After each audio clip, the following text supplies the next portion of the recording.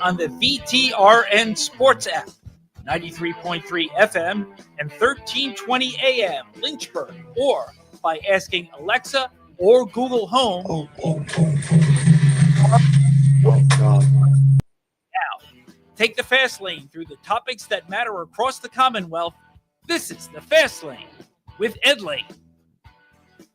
Boy, that echo that you heard to start the Fast Lane sounded almost like the deep voice guy from This is March Madness on Westwood 1 that you'll be hearing coming up as we bring you March Madness on your home for the ACC tournament, the NCAA men's and women's basketball tournaments, and so many great conference championship games.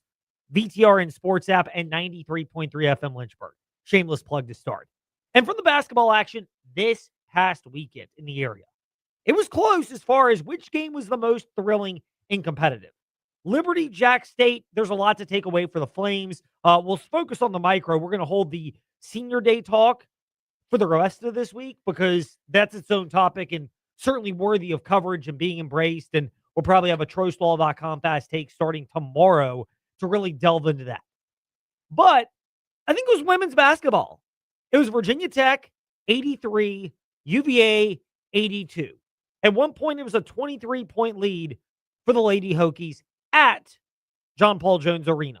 But Mo Johnson, Kamora Johnson, helped spark UVA, their comeback. They actually took the lead, but the unathletic individual in me, who had no basketball skills, is like so many of us basketball fans who do not have the capabilities of actually performing at a high level. What's the one thing we all harp on as an X factor in a close game when it's that obvious? Free throw shooting. And sure enough, it was an issue, as you heard from the great Evan Hughes and his call of the final sequence that set it up to where Virginia had the ball. They get fouled. They make one of two free throws to go up 82-81. Carly Wenzel, Lady Hokies, they drive. They get both free throws to go up 83-82, and Virginia's last second shot falls off and caps off this wild final sequence. Hokies 83, Cavaliers 82. Kamora Johnson, 26 points, has gotten Virginia out of a deficit of 23 points. Sideline inbound for the Cavaliers. Here we go. Jillian Brown to inbound the basketball. Hokies by one. Brown has the basketball, looking to inbound in front of the UVA bench. She's got to go into Smith, puts up a three at the horn, misses short. Megan Duffy with her hands up high. Virginia Tech with a thrilling instant classic victory over Virginia in Charlottesville. Hello, March Madness. What a victory for the Hokies. A defensive stand at the horn. Virginia Tech wins 83-82. Wow. Evan Hughes on the call.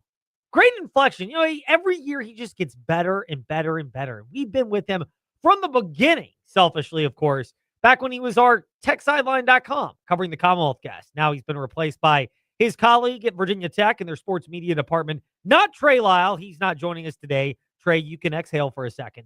David Cunningham, managing editor of TechSideline.com, 550 today. But free throws, 19 of 22 for the Lady Hokies. They've been good at the free throw line throughout the year. They've driven. They managed to get over 20 free throws. And Virginia, they weren't horrible, but they didn't quite hit the 73% mark, which is so coveted. 18 of 25 free throws. And look, in a close game, those things matter, and it's more magnified. When it's a tie ball game with under a minute to go, one team goes to the line, makes one of two. That's UVA. The other team goes to the line, makes two of two. Those are the Lady Hokies. And that one free throw, you can point to it. It's the difference because it's 83-82, the Virginia Tech Lady Hokies over UVA. And part of this also is, and why this was the bigger game compared to the Liberty Jack State, and it has its own significance, is there was no drama for TJ Wilkerson this past weekend. Not down in Durham. He's living out his childhood dream. And then it becomes obvious that his childhood sequence of college basketball kind of unfolded the exact same way as his adult sequence. We'll get to that in the Fast Five at 5-ish. Virginia Tech did what they've done for much of the year. We'll get to that in the Fast Five at 5-ish. And Liberty men's basketball, as big as that victory was against Jack State, and some positives and takeaways for them. It's a one-bid league in the Conference USA men's basketball tournament, and ultimately it's different versus, Virginia and Virginia Tech, who are both fighting in different spots to potentially solidify their spot in March Madness. And there's the macro point to that. And I think that's part of why when Carly Wenzel spoke with the aforementioned Evan Hughes on the Virginia Tech post-game show that you hear on the VTRN Sports app, or heard on the VTRN Sports app like I did because I was out shepherding my children doing yard work in the yard yesterday. So listening on the app, we were using, by the way, to get my usher on for a split second in the fast lane. I came up with a legitimate theory that, detour, by the way. Time to take a detour in the fast lane. I came up with a legitimate theory that I may or may not have, stretched the liberties of this. If you've ever blown leaves in your yard, you and Brenda are not yet at the home ownership phase, TJ. Trey is, I am. When you blow leaves, if you blow into the wind, there's almost no point. So you have to let the wind blow down. And it was kind of on again, off again. So every time the wind would kick up, I'd just let the leaf blower go down, and then I'd fire it back up when the wind departed. So we're blowing the leaves. Well, I may or may not have found some more convenient times for the wind to feel like it was blowing as the game was winding down, so I could hear that great call from the great Evan Hughes. And a bit of the post-game show, including Carly Wenzel on the final sequence for Virginia Tech and why that makes it so fulfilling. Surely, it's a rivalry game. That's kind of what we live for. We want the competition. We want to come out and compete every night. And there's a team who's going to give it to you regardless. So, we were up by 20 and they came back like nothing.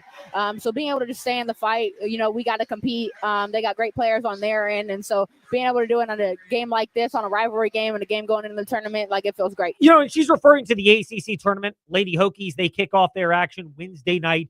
6:30 airtime, 7 o'clock tip-ish. I believe that's the math. If I'm off, I'll get my usher on. I might have to go back and look. But it's after the fast lane. We are not being displaced by Virginia Tech Lady Hokies basketball this week. We will have no show tomorrow, Hokies baseball, and then Friday, shorter show because they're at Georgia Tech. But for Virginia Tech, that's part of what makes this win fulfilling, is it felt like March. Because in March, you get these large leads.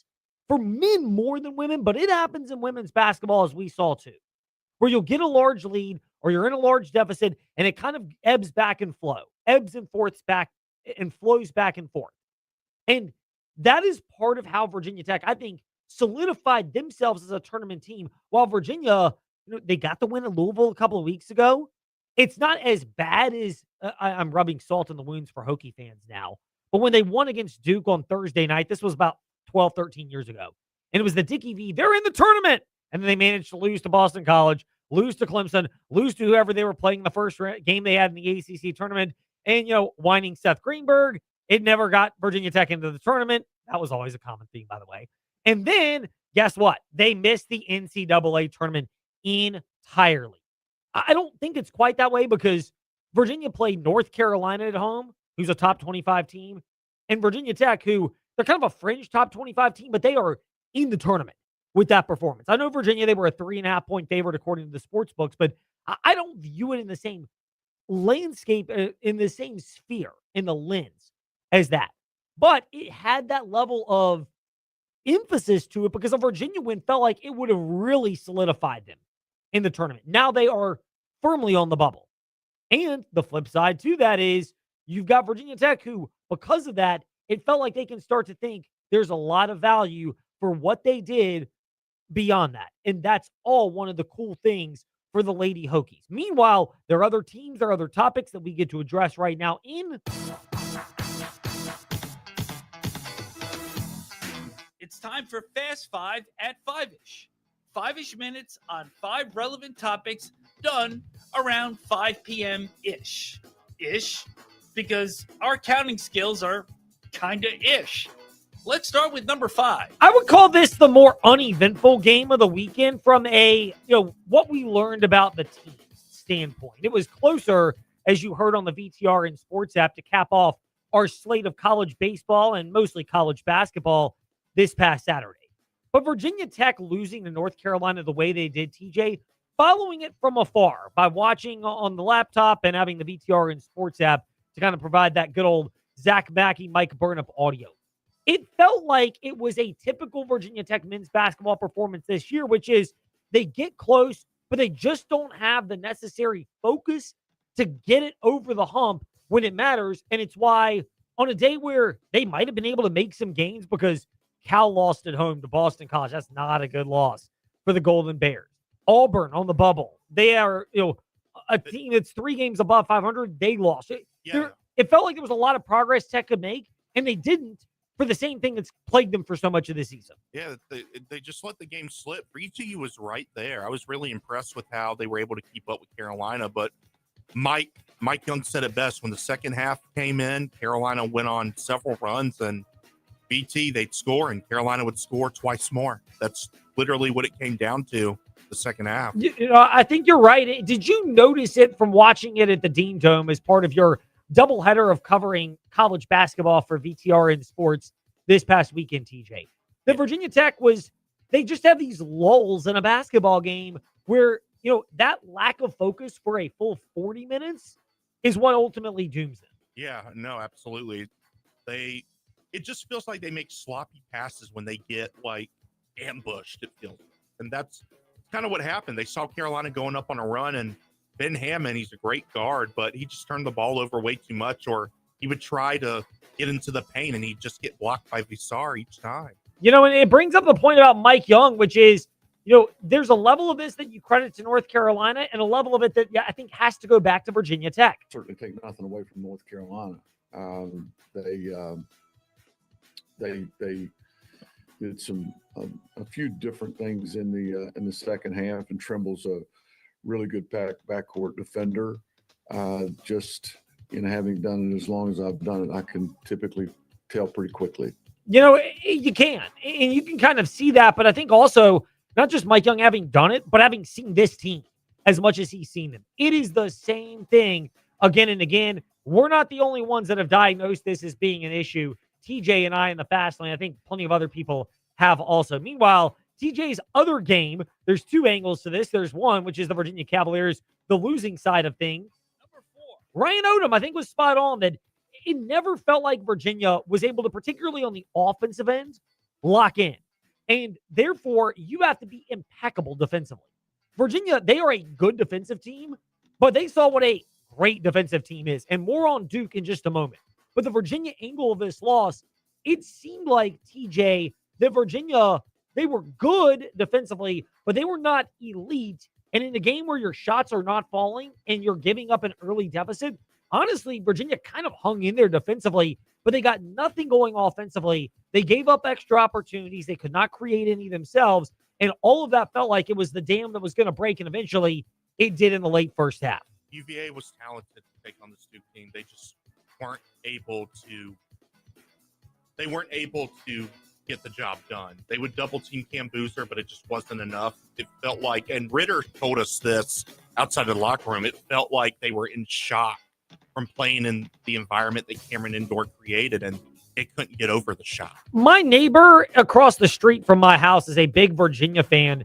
And, again, while I was taking a break because of the wind yesterday, moving the leaves around the yard, wink, wink, nudge, nudge, he brought up the same point you did, that it looked like the Hoos were just in shock by that moment.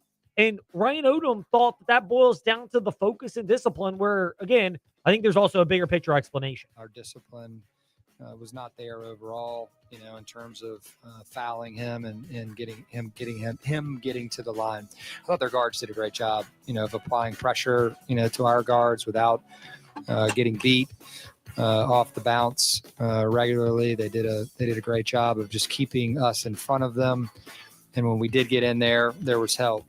And you have to make shots, when you get in that situation. When the ball's kicked back out, we had some open ones that did not go down that maybe would have given us a little bit more confidence. But in a situation like we were in today, when you're kind of playing from behind, it gets harder and harder and harder.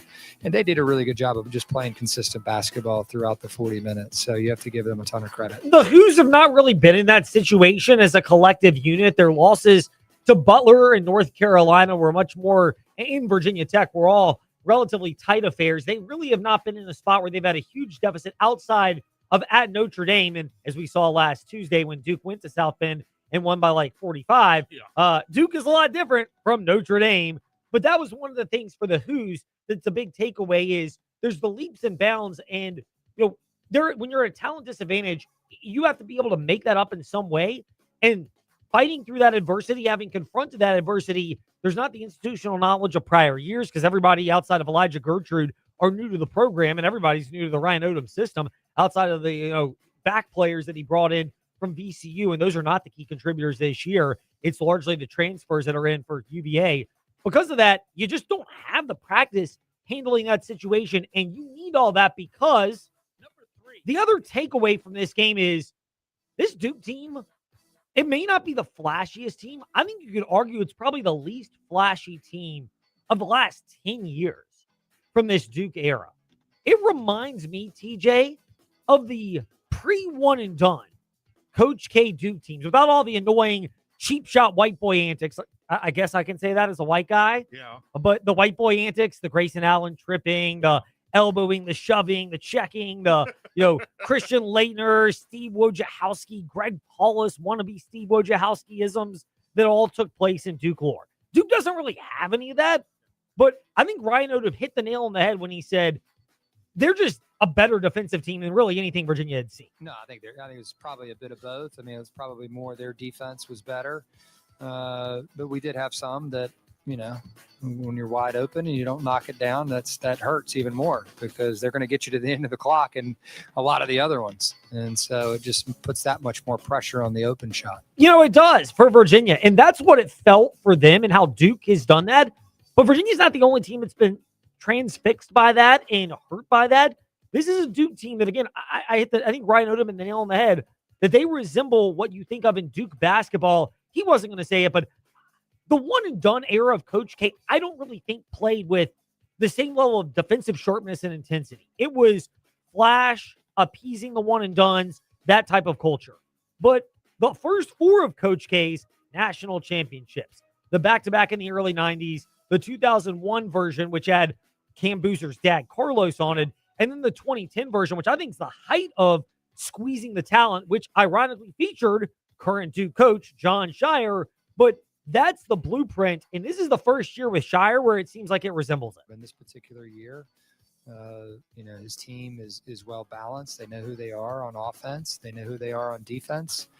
They're a typical tough-minded Duke basketball team that's going to rebound and pressure the ball and be kind of in your grill. And offensively, they're very patient, and they know where the ball needs to go on most possessions. And so, that's a credit to Coach Shire and his staff. Yeah, I mean, it is. Look, this looks like a really, really good Duke team. I have nothing but respect for how Duke plays this year. Again, it's not the annoying Grayson Allen, white boy antics, the 2 weeks, 1 game suspension that Coach K influenced. And you're just sitting there going, it's the height of piety from Coach K. Or some of the others. This team resembles the Shire, Singler, Nolan Smith, your guy Nolan Smith, by the way, friend of TJ Wilkerson's filling in the fast lane.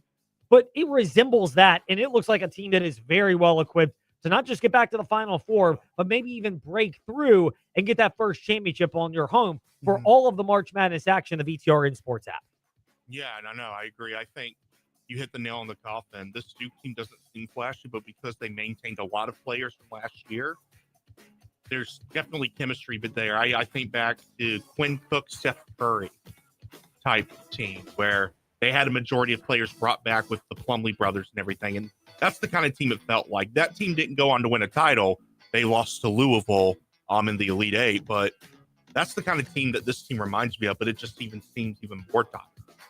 Number 2. 2 sides for the Liberty Flames men's basketball team. Not much on the women. They're kind of they're holding serve. They're in a 1-bid league. I don't think they're the favorite for the Conference USA women's basketball tournament, but they have started to look better after their hiccup a couple of weeks ago. They swept over the weekend. Alexis Sherrard, I think, is answering questions at least that you can exhale in his first year, that he's not in over his head. And I do think that's a big thing because, the December slump, you kind of wondered that for the Liberty Lady Flames. But for what they did this past weekend, it's another weekend sweep. They're defending their turf over it. And for the Lady Flames, this is good quality basketball as they hit the end of Conference USA women's basketball action. Meanwhile, the men's basketball team for the Liberty Flames. And we'll get to NASCAR on Wednesday in the Fast Lane. We'll delve more into Liberty seniors on Wednesday in the Fast Lane as well.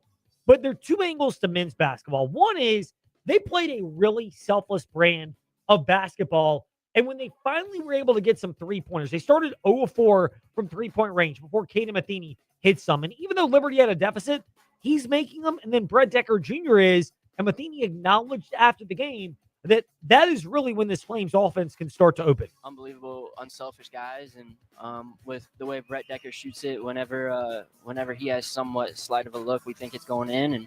And when I got my shot going, it opens up things for him. And he does the same for me. So whenever we're both going, that's when we're probably at our best. And teams know that. So they've been trying to take one or the other out, obviously, and be physical with us. And so we're just trying to search for options to open us up a little bit more. And Colin and Zach did a phenomenal job orchestrating everything. They really pass the ball. I mean, this is the height of selfless Liberty Flames basketball, and it's so big for them. And Richie McKay, of course, never missing an opportunity to point that out. Both Brett and Caden got some good looks, and that was the self-sacrifice from some guys doing some off-ball screening, some guys giving up their own shot for a better shot from one of those dudes, and Colin Porter, trying to get those guys involved. And again, you guys, we haven't arrived. I'm really blessed that we know when we're going to play and have a chance to be the 1 seed again. But I think we can use this game to continue to improve. And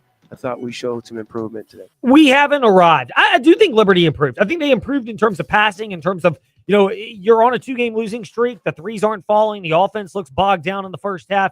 And you fight through that. And even though you had the deficit in halftime, you fought through that in the second half. And ultimately, you were able to, I wouldn't say fully pull away because Jack State hung around and you knew they would, but it showed a level of toughness for the Flames. We will get into that angle as well later this week in the Fast Lane. Good Lord willing, we'll be able to do that, including Pete Gillen, who's seen the Liberty Flames quite a bit, slated to join us Wednesday in the Fast Lane. But when we return, your teams and topics in part 1 of covering the Commonwealth, JMU, UVA, and then the Washington Commanders. Takeaways from the Combine.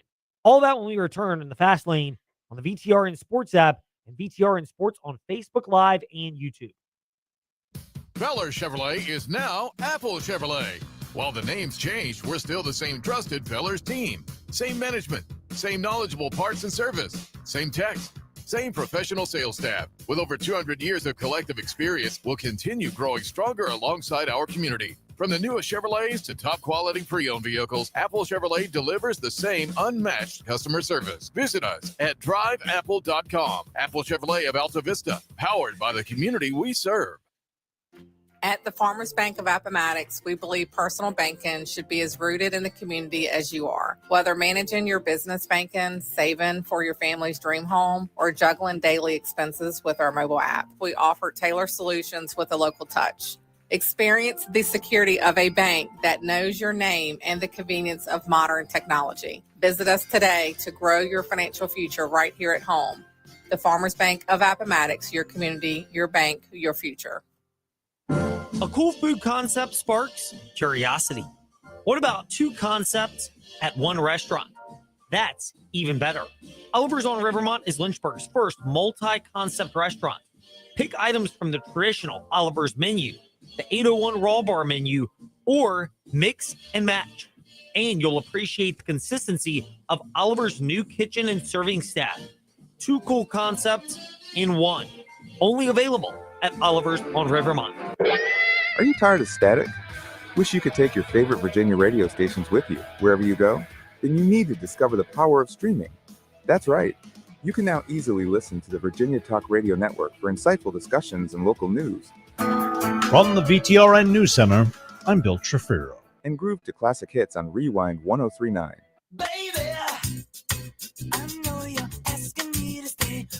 All from your smartphone, tablet, or computer. No more fiddling with the dial. Just download your favorite radio app. Search for Virginia Talk Radio Network or Rewind 1039, and you're ready to go. Stay connected with your community Good morning. This is Kimberly McBroom in the WDBJ 7 Newsroom with our Virginia Talk Radio Network news update. And enjoy the music you love anytime, anywhere. Streaming the Virginia Talk Radio Network and Rewind 1039. It's that easy. Virginia Talk Radio Network. Rewind 1039. Now streaming. Gerrymandering has been a problem in American politics for generations. District lines drawn to protect power, reward insiders, and weaken competition. Virginians are right to be frustrated.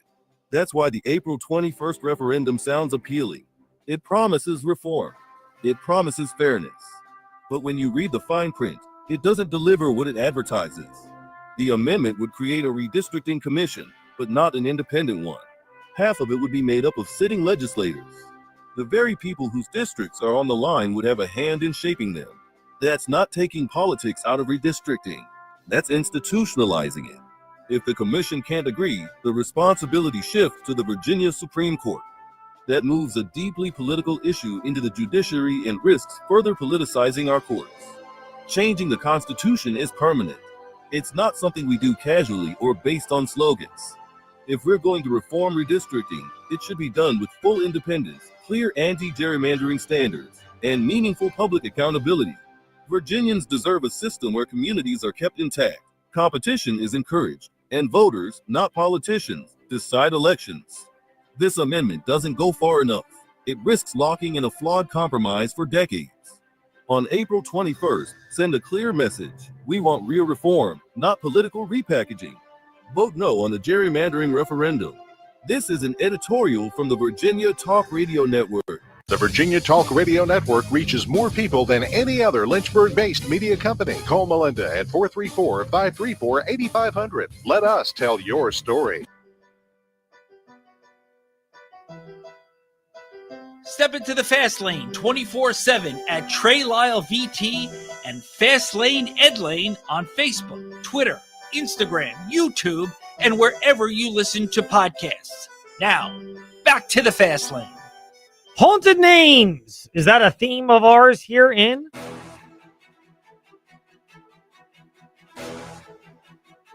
It's time for your teams and topics. Covering the Commonwealth. A look at teams and topics from around the Commonwealth.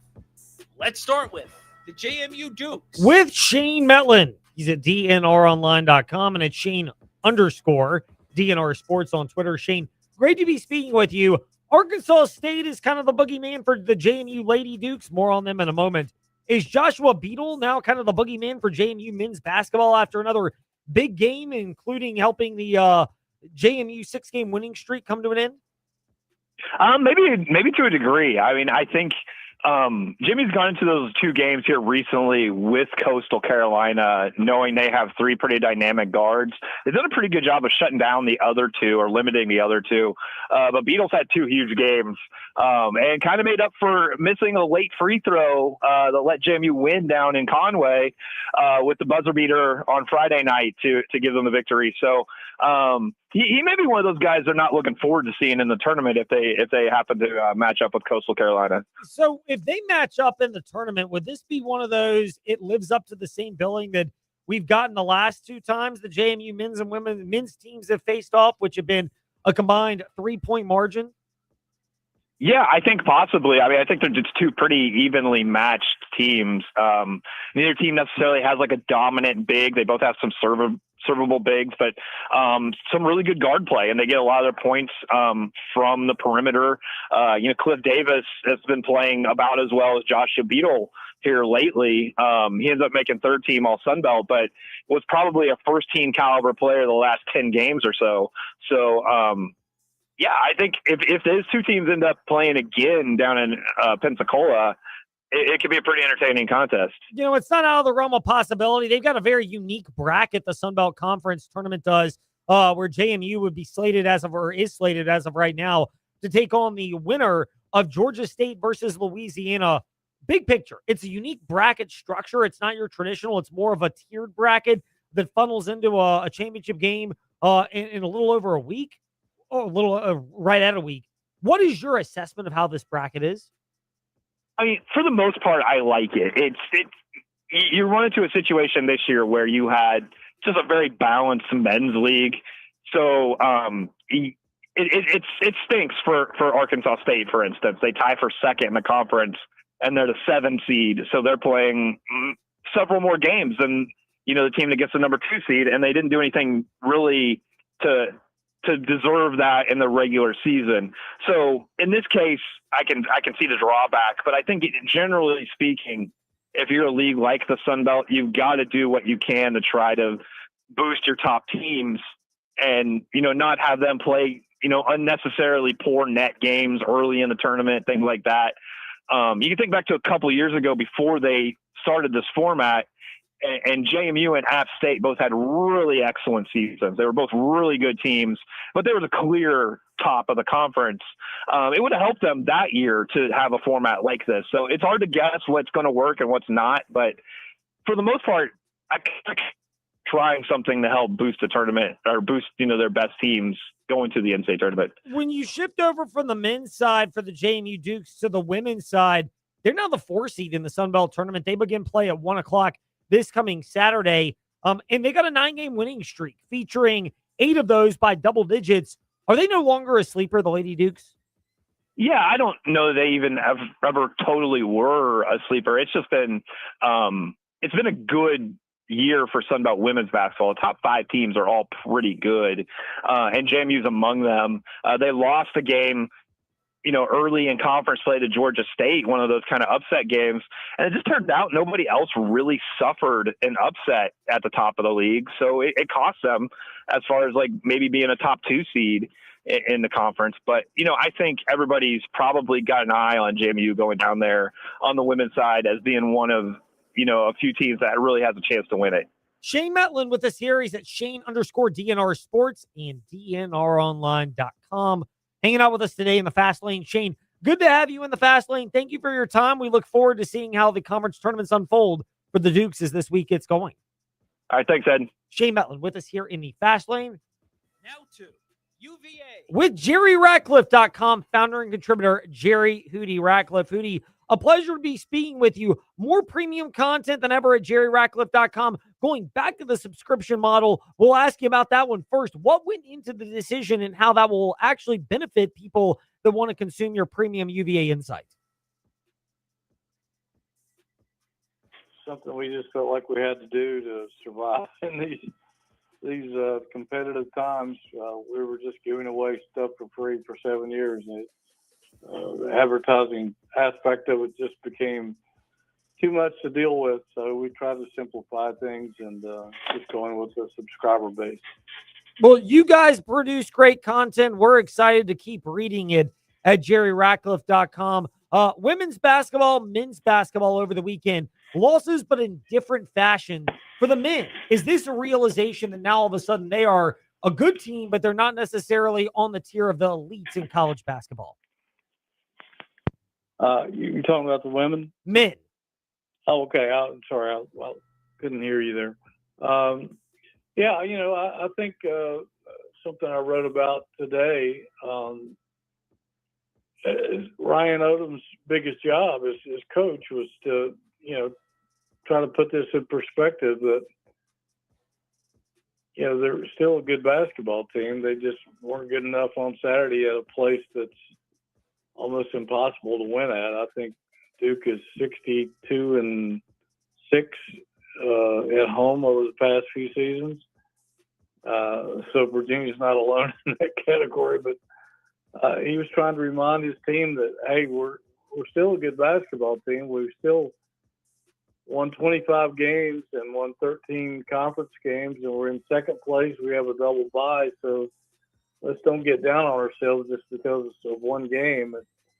The fact that you played Duke, who's probably getting ready to peak if they haven't peaked already, on their home court in late February with everything on the line. It's a tough ask, and give Duke credit. They played a heck of a game and had a great game plan to shut down Virginia. And when Virginia's guards have a rough day like they did Saturday, they're handcuffed. I think Malik Thomas Sam Lewis, Dallin Hall, Chance Mallory, and Jakari White were combined 6 of 32 from the field. And when that happens, they're probably not going to beat anybody, let alone Duke on its home court. Yeah, I mean, it really is. They are a really good team, and that may be the biggest takeaway from what happened in Durham on Saturday afternoon in front of you and TJ Wilkerson and many of the others. The Virginia women's basketball, how gut-wrenching was that loss yesterday where they're not off the bubble and on the wrong side, but they had a chance to maybe fall on the correct side instead. They lose to Virginia Tech, and they're good, but seems like they've got work to do in the ACC women's basketball tournament.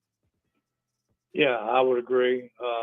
Yeah, that was a tough loss at home to your rival, especially in the fashion that they lost with free throws at the very end of the game. And you know, they hung in there. Kamara Johnson, Mo Johnson, had a spectacular second half with 25 points, but it was 2 points less than they needed. But yeah, I think they do have a little work to do in the ACC tournament, and I think they play Clemson in the first round. So, you know, they need to get by that one and try to keep making some noise.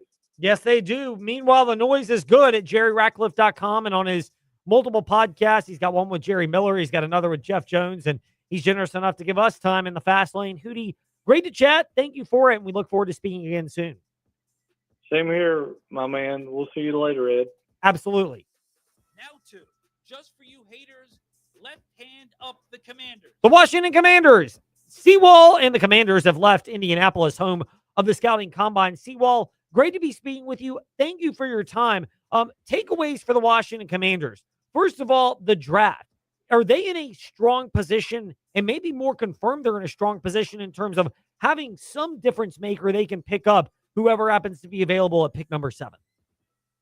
I absolutely think they're in a strong position at pick number 7. I mean, like, let's be for real. If you're picking that high, that means you didn't have a good season. But at least you have an opportunity to get better picking that high. And based on this year's draft and what I watched last week and over the weekend, the Commanders can't go wrong at 7. They could literally just sit there and watch and see what happens and who gets picked, and they could definitely have a best available player type of situation that could be a game changer for this team still available at number 7. So you mentioned that if the Commanders had their positional druthers, do they prefer that there are multiple options in some kind of the edge defensive in position, just given that it seems like David Bailey had a good testing session. I know Bain, the measurables weren't great from Miami, but he plays like a beast. And then obviously the 2 Ohio State kids in recent styles. Oh, absolutely. I mean, I think that, you know, when at the end of the season, Adam Peters immediately mentioned edge as being a position that they could get better at, younger at, right? So you think about exactly what you just said. I can tell you, I know there's some thoughts that Ruben Bain is going to go to the Tennessee Titans at 4. I think he had a really great meeting with the Saints. They pick right after the Commanders, I believe, at 8. So who knows if they would be willing to jump up to get Ruben Bain. David Bailey and his media availability was especially giddy when asked about the Washington Commanders in his meeting with the Washington Commanders. So let's see what happens there. And I mean, we all saw what Sonny Styles did last week in his combine drills. He was absolutely terrific in his media availability as well. But rumor has it that John Harbaugh absolutely wants Sonny Styles in a hands-off, nobody pick him kind of way. And the Giants pick at number 5. And I think everybody needs to be paying attention to that because that's the NFC East outlier there with John Harbaugh being up in New York now that I think everybody needs to be paying attention to. And again, there's still Caleb Downs. Caleb Downs, Jeremiah Love, running back could definitely be an outlier there, but absolutely more, you know, the player that everyone is saying is the best player in the draft. There's tons of things that they can do with that pick at number 7. Well, I mean, at this rate, TJ and I, who are the draft nerds, might just be filling out our mock drafts with the insight that Seawall is dropping today in the fast lane on how this draft may shape up leading into the Commanders selection at pick number 7. That is still a month and change away. not even 2 months now. We're getting closer. Hold your horses and get excited. Before then, though, there's free agency. Washington Commanders informing Marshawn Lattimore he will be released. Your level of surprise on this is blank. There is no surprise. I mean, I think there was just it's a part of the formal part of it. This is the formal piece of the process. I believe there was informal conversations. They knew, both parties knew that this was going to transpire and happen. But with the new league's year starting next week, I think, it was kind of, I don't want to call it a no-brainer, but both parties were aware that this was happening. So this was not a surprise at all. I think more of the surprise was Tyler Biadasz being set to be released. I think that was way more of a surprise than the Marshawn Lattimore news. So that leads us to our last one, Seawall, is the other bit of news for the Commanders before they even look at signing someone else, likely going to be, what do they do with Laramie Tunsil and giving him an extension? It sounds like they have learned from last year, and they do not want this to be just hanging on. I think they have every intention on getting this solidified sooner rather than later with Laramie Tunsil. Candy Waller with us here in the Fast Lane. All the insight nuggets. Boy, she learned a lot on a productive trip on behalf of Bowie TV Sports. That's why she's Madam President, and it's why we're glad to have her in the Fast Lane. Seawalt, thank you for your time. It's great to speak with you. We are glad we were able to connect again. Thank you so much for having me, and I'll be talking to you guys again soon. Present in the press box, although actually it's kind of outside the press box in Indianapolis. Seawalt making the rounds, and we're glad for that insight. That was a lot of info on the Commanders. When we return, NASCAR, another big weekend for MJ and Virginia Tech. Big weekend for them as well. David Cunningham slated to recap it when we return here in the Fast Lane. We are making it happen at the Used Car Superstore on the Sheeler Motor Mile, your premier used car dealer serving Southwest Virginia and surrounding areas for over 50 years with the best selection, value, finance options, and exceptional service. Plus 900 pre-owned vehicles all in one location. Volume selling means volume pricing, and we've got the volume. The Used Car Superstore is your one-stop for most makes and models. Cars, trucks, vans, SUVs. Many have miles in the teens, remaining factory warranties, and some are even local one-owner vehicles. Plus, Sheeler owns the finance company. Getting approved for credit is easy on the Motor Mile with finance options for every budget. 900 used vehicles in stock now. More than any other dealer in the area. Hurry in for straightforward pricing and more inventory arriving daily. Why wait? Make it happen at the Used Car Superstore on the Sheeler Motor Mile, your premier family-owned car dealer serving Southwest Virginia and surrounding areas for 50 years. I-81 exit 118C in Christiansburg. Call 866-SHEELER1. Always open at Sheeler.com. Hi, I'm Susan Lane, Ed's mom. March Madness brings lots of picks, but I have only one, Bartlett Tree Experts. I rely on Bartlett to professionally assess my oaks and boxwoods and to prepare a maintenance plan within my budget. Call Corey, a certified arborist at Bartlett Tree Experts, or go to bartlett.com. Lunchtime just got an upgrade. Stop by Macadoo for our $8.95 weekday special and grab a legendary sandwich at an unbeatable price. Choose from your favorite classics, the Coney Island, Betty Bob, Ragtime, or Stogie. Classic sandwiches packed with savory meats and flavors in between fresh bread. Make it a meal by pairing your sandwich with a sidekick, a warm cup of soup, or crispy chips. Great food, cozy vibes, and the best deal in town. It's time to share great food and fun. Just to be there, the only one. Just to be there at Macadoo's. We'll see you at the Do's. Hey, small to medium business owners, if you're frustrated with slow IT support, high costs, or paying for services you just don't use, it's time for a change. Hi, I'm Colt with We Fix Stupid Computers. We provide reliable on-site and remote support tailored for businesses just like yours. And we go beyond just fixing problems. We empower your staff with real technology so they can work smarter every day. From repairs to training to full IT support, we save you time, stress, and money. Call We Fix Stupid Computers, 434-525-8590, where smart support meets real savings. Hi, I'm Chuck from Aquatrack Adventures in Salem. The Virginia Talk Radio Network and InsaneRadioDeals.com have helped our company grow by sharing our company's message throughout Central and Southside Virginia. The gift cards and experiences sold on InsaneRadioDeals.com have brought us many new customers.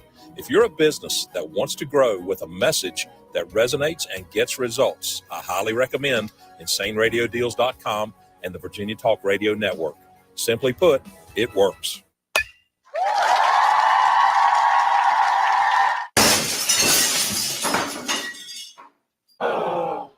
When the thrill of playing ball turns into the agony of a broken windshield or car window, contact Apple Auto Glass.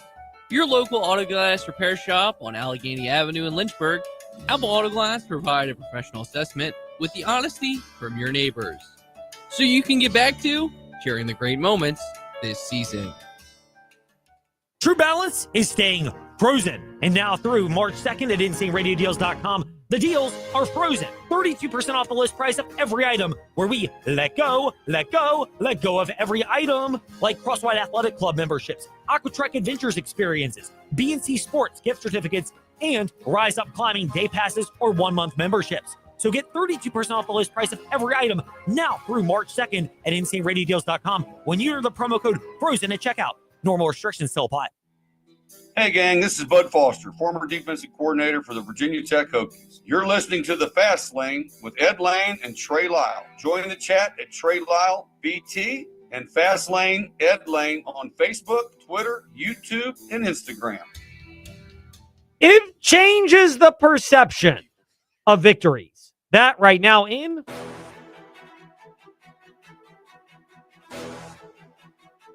It's time for your teams and topics. Covering the Commonwealth, a look at teams and topics from around the Commonwealth. Let's start with NASCAR. with Steven Stump of FrontStretch.com, who was on site at Circuit of the Americas for another race and another victory for Tyler Reddick.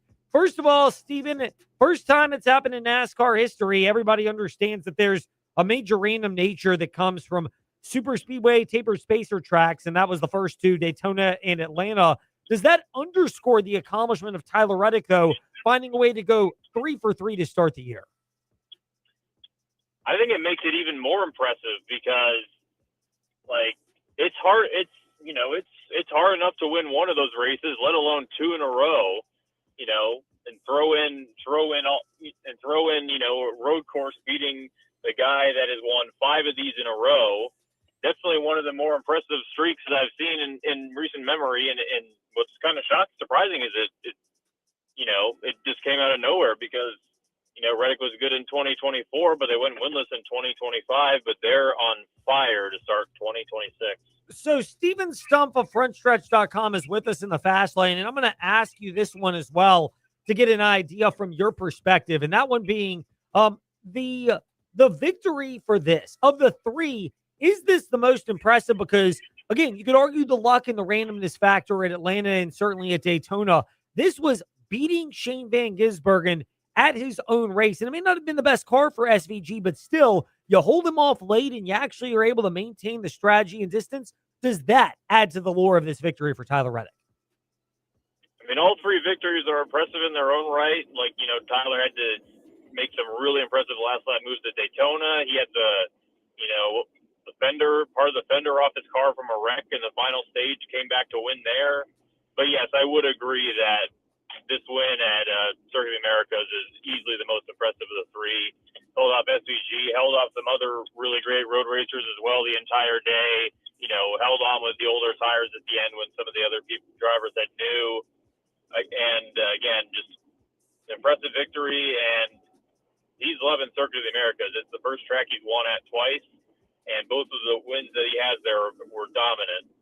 What do you make of Denny Hamlin's assessment of Tyler Reddick that he's actually a more complete driver because he doesn't seem like he has any weaknesses in terms of tracks?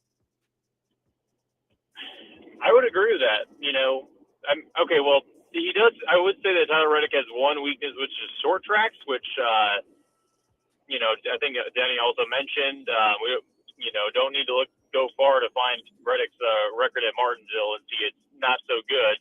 He's solid. He's okay at Richmond though, but he's won at super speedways. He's won at mile and a half. He's won on road courses. Once he gets a short track win, he'll pretty much have pretty much every form of racing in the book. Steven Stump, Steven_Stump for the Twitter and Instagram handles, for the reporter from FrontStretch.com who's with us in the fast lane. Steven, last one for you. We'd be remiss if we didn't ask. Michael Jordan once again getting attention for NASCAR. Is this the biggest part of the victory for NASCAR, that they're getting a lot of attention just because of who's associated with this team, Michael Jordan. I would agree. And just looking at social media after the race, I'm seeing outlets, accounts, social media accounts, sites, these, and like pretty major ones too, covering NASCAR, focusing on it because of Michael Jordan's presence. Now, and, I think it all leads back to winning the 500. MJ was there, and the Daytona 500 is one of the biggest races and probably maybe the only one where you get a bunch of casual viewers that you wouldn't get otherwise. And that drew everyone in. Reddick, MJ, they won the next week. That kept people interested. They win again. And here we are, even more people invested in it. So I definitely think, it's been a perfect storm, at least for 2311, Tyler Reddick, and NASCAR, and getting eyeballs on the screen because, again, pretty wild way to start the year. It is. It's a wild one. It's been effective, and it is a big thing for NASCAR, and it's big for us to have the insight of Steven Stump from frontstretch.com here in the Fast Lane. Steven, thank you for sharing it. We appreciate your time. My pleasure. Have a great rest of your week. And last but not least, or maybe least, the Virginia Tech Hokies. With David Cunningham of TechSideline.com, he is our basketball aficionado. David, first of all, we'll get the men's part out of the way because the women were exciting in their victory that we heard yesterday from our friend Evan Hughes on the VTRN Sports app. The men, was this just kind of an embodiment of their season, what happened in Chapel Hill on Saturday? Yeah, Ed, a little bit. I think so. I think this team has played well at times, but you didn't see them play well for the whole game, and they went through too many lulls in that second half. And unfortunately, North Carolina was a better team, and Henry Visar kind of took over in that second half. And I thought Carolina was better, and even though Virginia Tech played well, kind of the story of the season, if you don't play well enough for 40 minutes, you're not going to come out on top. And is there a missed opportunity for the Hokies on two front? Number one, if they play consistent, they could have won this game against the Carolina team without Caleb Wilson. And it happened on a Saturday where a lot of other teams across the country that are bubble caliber teams missed their own opportunities. Yeah, I think so. I think you look at the bubble, Virginia Tech is still in a decent position, which is kind of remarkable given how that game went and how much it could have meant. I thought the Hokies were competitive, which was good, and maybe could have won. They only lost by 7. But yeah, I think it is a little bit of a disappointment given how much of a win like that would have done. We go back to it all the time, and could be a season of missed opportunities when it's all said and done. When you add up the SMU game, the Miami game, the North Carolina game now, that's not even talking about the Wake Forest and Stanford games back-to-back in January. Just too many times this team has played good basketball, but not for long enough. And if the Hokies have one more Quadrant 1 win, take your pick, whether it's SMU, Miami, or North Carolina, they're probably in the field right now. But they don't have that. And as a result, they have to kind of hold on and hope they're good enough tomorrow against Boston College. And then they've got to go to Virginia on Saturday and hope they can get a big-time win in JPJ, which is not easy to do. Only one team, North Carolina, has won there this season. So it's just very difficult because the opportunities have been there, both from Virginia Tech's perspective and the national perspective, but the Hokies haven't seized it. Yeah, I mean, it's just a painful frustration for the Virginia Tech Hokies with how things have unfolded when they've needed to get victories and just have not quite been able to put it all together. Meanwhile, the Lady Hokies, how big was that win yesterday in solidifying the Virginia Tech Lady Hokies, not just as a team that is in the NCAA tournament, but even more so solidifying the momentum they carry into the ACC tournament when they debut this Wednesday, 7 o'clock, VTRN Sports app. Yeah, and I thought they showed a lot of grit in that win over Virginia. It was thrilling. It was a roller coaster. It came down to the wire. Hokies punched first, Cavaliers punched back, and were the better team for the majority of the second half. And then the Hokies made enough plays late to win. And that's kind of what I think everybody wanted to see in a rivalry game. And it didn't look like it was going to go that way early. And it turned out that the Hokies had to blow a 23-point lead. Virginia came all the way back, took the lead, and Hokies still won. But I think they're playing really good basketball right now. I thought you saw that on Sunday in Charlottesville. Maybe not for the entire time, but their grit and their toughness, I thought you saw for 40 minutes. And, yeah, they've got a really unique opportunity this week. They go down to Duluth where the ACC tournament is. They're the number 6 seed, which is a great accomplishment for Megan Duffy in year 2. They tied for 5th. And they've got a game on Thursday against either Georgia Tech or Florida State, both of which they beat earlier this year.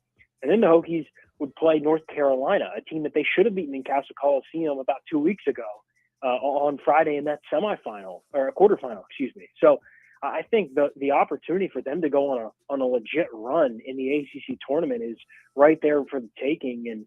And we've seen Virginia Tech play really, really well at times this year. They're playing good. I'm not sure if we've really seen them play great in a while, but they've been great in moments. And if they can kind of fine tune that over the next week or so, they can come out and play like they did at the start of that UVA game. I think you'll find a lot of success. More than anything, Ed, I think that weird zone, the 3-2 or 1-2-2, whatever you want to call it, gave Tech way too many problems in that second half, but Tech was still able to overcome it. So when you look at the Lady Hokies now, the realm of where they've performed down the stretch, you mentioned the toughness they showed, even though they had the 23-point lead. How much of that has borne itself out in the style of play, which is, it seems like when all else fails, they have an attack the rim mindset and trust they can get to the line, and they're a pretty good free throw shooting team on top of it. Yeah, I mean, I think they've got people who will go make plays. I think that's been pretty evident all year. But it starts defensively with this team, and I thought, interestingly, they did not necessarily have their best stuff at times defensively. They got outscored like 48-24 in the paint. Virginia really used its size. Hokies dealt with a lot of foul trouble. But to your point, I thought in the clutch, they found a way to attack the rim on the offensive end and draw some fouls. And it's one of those situations when you're there where you just have to score on the next possession. That's all you're worried about, and figure out how to convert in this moment. And I thought they did that. Carly Wenzel, I think, got a little bit of help from the officials with that foul with 1.7 seconds left. But to her credit, she attacked the rim and drew contact and got the foul and then made the free throws. That's what you have to do in a big game like that. And I think Megan Duffy would prefer it if the Hokies didn't blow that big of a lead, the next time. But at the same time, the determination they showed, I think, when you could tell that Virginia was leaning into it. You could tell Virginia was going to make a run, and Tech still held the Cavaliers off, even though it came down to the final bucket. I still think it showed a lot about what this team truly is, and they're going to be a pretty good NCAA tournament team, I think. Yeah, they are. They're a strong team. There's clear progress for the second year of the Megan Duffy era. We'll get to that as we get to the offseason with David Cunningham of TechSideline.com, The Real Decon, Twitter and Instagram, Tech Sideline on the socials and the podcast and the .com. We're at Fastlane, Ed Lane, VTRN Sports on our socials and podcast platforms, and W227BG Timberlake, WVGMA Lynchburg, WMNA Gretna Danville Southside. David, we'll wrap it up with the diamond action for the Hokies men's side of it, baseball. How much does that loss to Tennessee feel like it was a missed opportunity of a weekend where Friday they were not all that competitive? Saturday they were, it took them a while to get going, and by that point it was a little too late. And then the Tennessee game was ultimately the one where you're probably left scratching your head. Yeah, and I think that's a kind of a combination of everything. You summed up the weekend pretty well.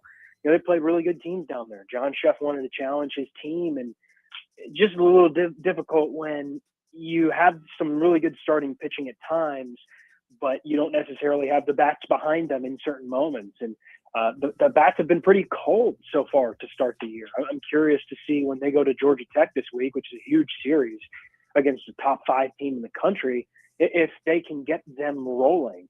I think there's a lot of talent on this team, but they just need a little bit more this weekend, especially against Tennessee. That's a little bit of a frustrating one. You hold them to 3 runs, you lose 3-1 because you can't generate much. But at the same time, these are NCAA tournament teams you're playing. These are teams that are going to be in the postseason. you have to challenge yourself against really good teams, and they've done that so far. Good in moments, not great all over, and that's the problem. You've got to be a little bit more consistent if you want to compete with the best. Meanwhile, the best. I don't know if they're at the best in softball, but are they better than expected, the softball team, after what they did this weekend against Auburn? And yet again, really, no, I don't know if we're calling them SEC champs just yet because Oklahoma's in the SEC, but they're up there right now. Yeah, and I think they're playing really, really well. And I would argue, yes, to your point, a little bit better than anticipated. I think so many new faces. You lose a lot from last year, especially two headliners and Emma Lemley in the circle and Corey McMillan, in the outfield. You lose a big bat and a big pitching arm, and I think the Hokies have kind of figured it out ever so slowly. If you flash back a couple weekends ago, they lost to Michigan State and Charlotte and split that series 2-2, and they were a little bit banged up at that point, but they've responded really well. Georgia, Auburn, they've beaten some really good teams and have done so convincingly, and I've been impressed by the way that they have attacked on both sides. Their pitching has been really, really good, but at the same time, they are seeing the ball really well right now. Their hitting has been awesome, and I'm curious to see if that can continue. It's a long season. You don't want to peak too early, but I think Pete DeMoore has a really good team on his hands, and yeah, maybe a little bit better than everybody expected. Yeah, I mean, they are. By the way, they're not the best in the SEC either, because Tennessee and Texas are also having good years, but the Lady Okies, they are off to a strong start. The strength is always there in the inside of David Cunningham, who's with us in the fast lane. David, thank you for joining us. We're grateful for your time and look forward to chatting again. Much appreciated. Talk to you soon. David Cunningham, the real D Cunna on Twitter and Instagram, with us here to wrap up the fast lane. That does it for us today. A reminder, we got Coach Megan Duffy show. We joined that in progress. Apologies to Evan Hughes, whose audio we also used earlier today. We're just using him and abusing him, you could say. And then after that, we've got college basketball action here in ACC Big Monday Showdown at 7, NC State and Duke on the VTRN Sports app and 93.3 FM. I want to start from the start all the way to the end. So bear with me. I know it makes sense to go to the end.